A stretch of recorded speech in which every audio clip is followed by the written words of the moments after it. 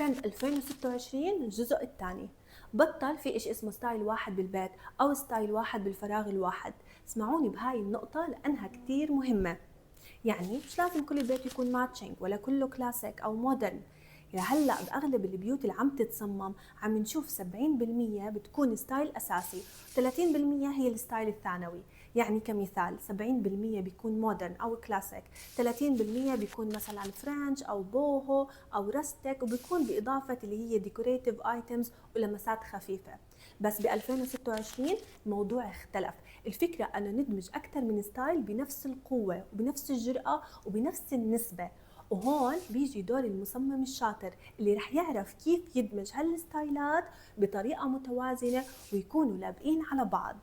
كمثال صالة المعيشة، فيني أدمج المودرن مع الفرنش، الجابانتي مع الاسكندنافيان، والميديترينيان مع المينيمال، وحتى المودرن مع الرستك.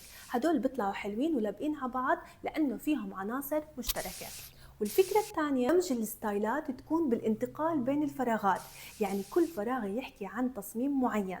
كمثال ممكن نعمل مدخل جاباندي، صالون اسكندنافيان، وغرفة النوم تكون مينيمال.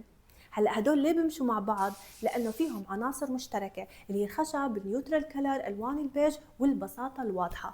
وهيك بيطلع عندي بيت فيه اكثر من ستايل بس بروح واحده، وبيت ما رح نزهق منه لا هاي السنه ولا السنه اللي بعدها.